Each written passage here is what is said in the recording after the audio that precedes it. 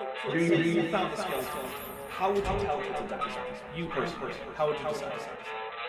Well, interesting question. I don't know. I'd have to do some research on this.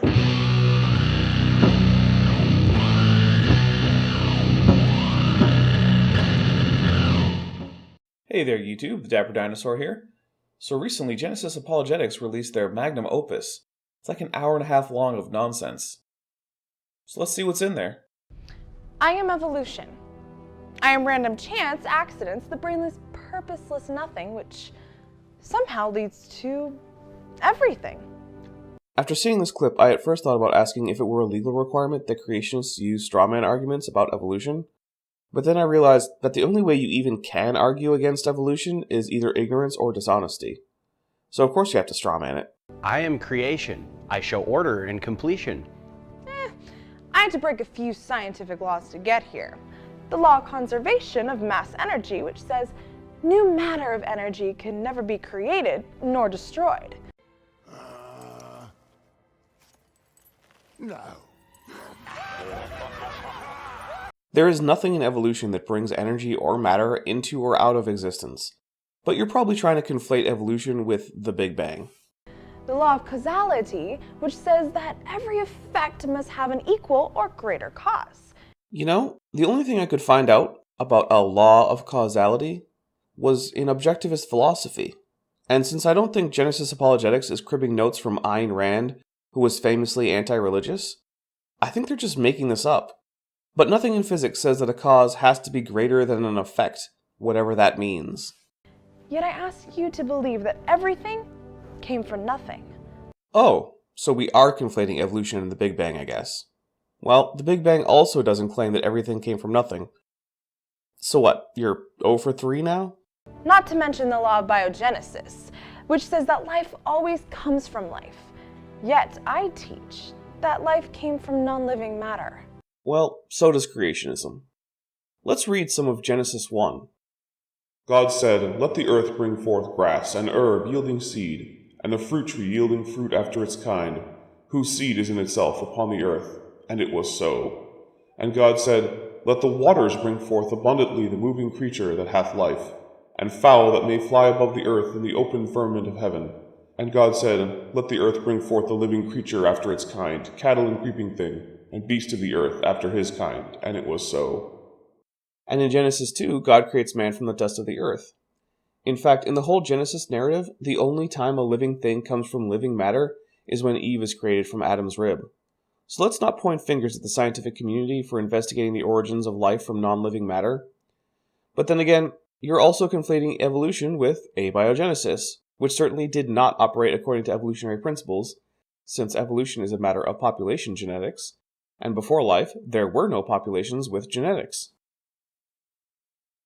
I never go against these scientific laws, because I am created by the one who made the energy. You go against the laws of general relativity, nuclear physics, chemistry, biology, meteorology, hydrology, geology, and history.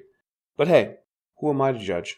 The great cause that made all the effects, the living God who created life, matter, the laws of nature, and all things. Maybe, but young Earth creationism is still incompatible with almost everything we know about science. I am marked by an invisible past. Fossils show none of my expected in-between forms. Except for these transitional forms.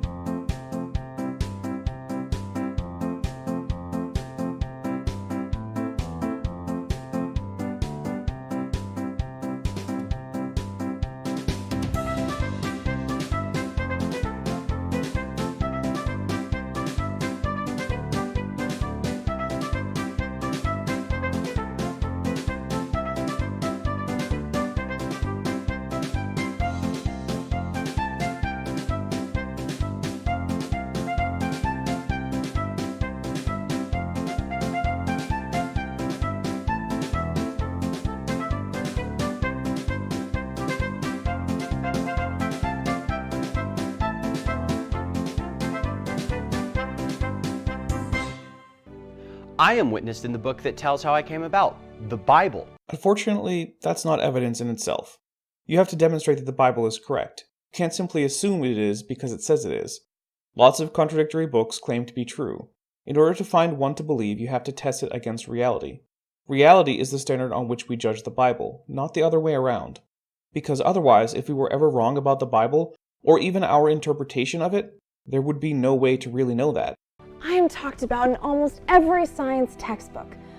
Their information often changes and disagrees, but it's all the truth. Well, no. Evolution is pretty much only talked about in biology texts, and sometimes geology texts or astronomy texts in the context of fossils and hypothetical alien biospheres. And of course the information changes. That's what science does in the face of new evidence. It corrects itself to conform to the data. Would you really prefer that science, upon getting a wrong answer that seems right, simply stick to the wrong answer after it has been shown to be wrong? I hope that's not your preference, because if it were, we'd still be stuck in the Iron Age. My book has stood the test of time. Like the God that revealed it, my truth never changes. Translation: if I'm wrong, I'll never know about it, and will refuse to ever change my mind, even if I can be conclusively shown to be wrong. I am clever storytelling. If what you see doesn't fit with what I'm saying, we'll make it fit. Whether or not evolution is clever storytelling, using that to contrast it with biblical creationism is laughable. No matter how true or false the stories in the Bibles are, they are just that. Stories. Evolution, on the other hand, is a theory which makes verifiable and falsifiable predictions, and which has not been falsified in well over a century, while making many correct predictions. It's true that scientists have been wrong about it and how it operates, but ultimately the hypothesis of universal common ancestry has been confirmed well past any reasonable standard of scientific evidence. I only need a small amount of evidence to be considered true, because everyone wants to believe me. Well, there are mountains of evidence for evolution. If you were to simply print out every paper and book published showing confirmed evidence for evolution since the publishing of The Origin of Species, you couldn't fit them all in your house, whereas you can fit everything put forth as evidence for young Earth creationism in a large bookcase. In fact, I personally own a good portion of such evidence in print form. Reading all of the literature in creationism that is of a technical level is something a human can accomplish in a few years of casual reading. No human can live long enough to read all of the technical literature showing evidence for evolution in even a small area of the topic. For example, just papers on de novo gene evolution would take years, given that a Google Scholar search for such papers returns well over 700,000 results. You'd barely have time to read the titles to those papers, never mind the papers themselves. I am the search for truth, the narrow path. You are the search for evidence that confirms your bias. And if you look hard enough for evidence to confirm any idea, you'll find it, so long as you're willing to ignore contrary evidence and other possible causes for the evidence you do find. Sure. I've noticed this is one of the most heated battles, this whole dating issue. It really isn't, though. It's only heated if you're a science denier. It's sort of like the heated debate over the shape of the Earth, climate change, or the efficacy of vaccines. There really isn't any debate over the major aspects of any of these things. The evidence in all those cases is overwhelming. Well, that's because time is at the foundation for everything evolutionary theory teaches. Only in that the pace of evolution is rather slow on a human timescale, so there needs to have been sufficient time for evolution to occur. But even if there had been special creation, evolution would still function as it does and has from that point on. So the process itself doesn't need there to have been lots of time, only the common descent part. Look, just read this section right here. Evolution takes a long time. If life has evolved, then Earth must be very fat. Old. Geologists now use radioactivity to establish the age of certain rocks and fossils. This kind of data could have shown that the Earth is young. If that had happened, Darwin's ideas would have been refuted and abandoned. Instead, radioactive dating indicates the Earth is about 4.5 billion years old. Well, universal common descent would have been dealt a significant blow. But even without radiometric dating, back in the 19th century, the Earth was known to have been at least a few million years old based solely on sedimentary rock and thermodynamic calculations. These would have been a problem for universal common descent, but it could also have allowed for far more evolution than most anti-evolutionists will accept. Plenty of time for evolution and natural selection to take place. Wow, it seems that the foundation of evolutionary theory sure depends on radiometric dating. Radiometric dating is used to support the belief that millions of years exist for evolution to happen. Yep, and like they said, the entire age of the Earth rests upon radiometric dating. It sure seems that they're putting a lot of faith in something that they can't actually test through direct observation. I have personally observed them and measured radioactive activity of many kinds, including beta, alpha, neutron, and gamma radiation. It's true that this isn't the same thing as watching a rock form and then sit underground for eons, but then, even if you had, it still wouldn't be direct, in the strictest sense of the word. Any observation animals make must be indirect because it is transmitted by some means other than that causing the observation itself to the brain, which must then process it. So radiometric dating is done with direct observation, but I suspect they mean that the time involved isn't directly observed, and if that is what they mean, then perhaps they should have worded this more carefully. After all, plenty of assumptions go into these calculations. If it were to be disproved, their whole worldview would seem to collapse. Without billions of years, you can't have biological evolution or geological evolution on Earth. Well, common descent and modern theories of planetary formation would have to be reconsidered and heavily modified if radiometric dating instead showed a young Earth.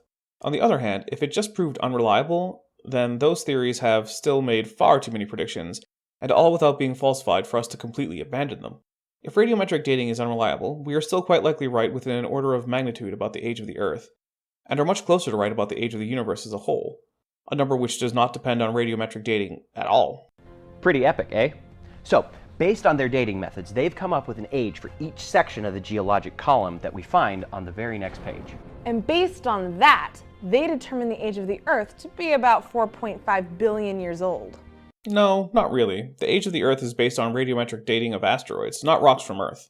The reason for this is that rocks from the first formation of Earth are probably not extant, having all been recycled into the mantle of the Earth, which resets atomic clocks. However, this is not something that would happen to asteroids. Since current models of the formation of the solar system predict that asteroids and Earth formed essentially at the same time, at least on the timescales of geology, then if we find a meteorite and radiometrically date it, it should give a result that is about the same age as that of the Earth, and the other planets for that matter. Actually, the age of the Earth is based on the dating of certain meteorites. They assume these meteorites formed at the same time as the Earth, and that dating the meteorites will give us the age of the Earth. Oh, so you knew that? Then why play dumb? Whatever.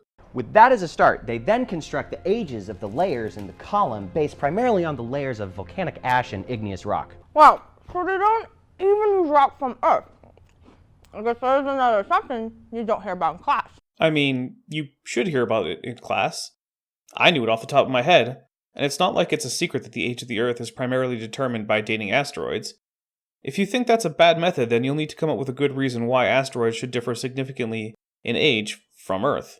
Or tell us why radiometric dating is unreliable. I suspect you're going to attempt the latter. So, for the test, could you remind me about how radiometric dating works? Sure. Can you hand me my water bottle? Wow, this thing's still half frozen.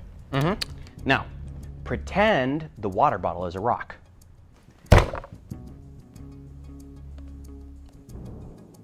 Jane, what are you doing? Pretending it's a rock. Okay, well, rocks contain radioactive material called the parent element, or isotope, which decays into a non-radioactive stable product known as the daughter element, or isotope. Well, that simplifies things a lot. Usually any given isotope will actually have a decay chain, such that it goes through several steps before it gets to anything stable, each step along the way emitting various particles, usually things like neutrons, beta particles, or alpha particles. For example, uranium-238 will undergo alpha decay and turn into thorium-234. This will then undergo beta decay to become protactinium-234, which then undergoes beta decay to become uranium-234, which then undergoes alpha decay to become thorium-230, which undergoes alpha decay to become radium-226, which undergoes alpha decay to become radon-222, which undergoes alpha decay to become polonium-218, which undergoes beta decay to become bismuth-214, which undergoes beta decay to become polonium-214, which undergoes alpha decay to become lead-210, which undergoes beta decay to become bismuth-210, which undergoes beta decay to become polonium, which undergoes alpha decay to become lead-206. Lead-206 is stable, and is the final decay product. But in a rock being radiometrically dated, we should see more than just uranium-238 and lead-206.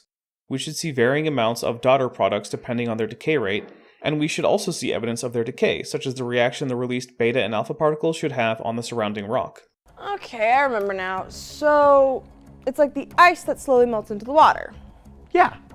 Maybe if the ice were going to turn into 13 distinct other things, all of which melt at their own different rate, and all of which can be measured at the same time, and which can't form into crystal matrices in situ if the ice had formed with the decay products in their particular locations you find them in at the time. So, no, actually. It's not very much like ice melting into water in a bottle. Not very much at all. Well, I think that's going to end it for this part, but don't worry, there are other parts coming because this is a long video and I've only covered a very small part of it. Stay tuned for next time. Thanks for watching. But before you go, I'd like to take a few moments to thank my patrons, especially my $20 patrons, Bob Knob and Res Instance. All of my patrons are helping me produce these videos by helping me get better equipment and software. If you'd like to help, head over to my Patreon. I have tiers starting as low as $1 a month and every bit helps. If a monthly donation isn't right for you but you still want to help, please visit my merch store or my Amazon wishlist. All links are in the description. Even if you can't help monetarily, your views and comments help more than you know.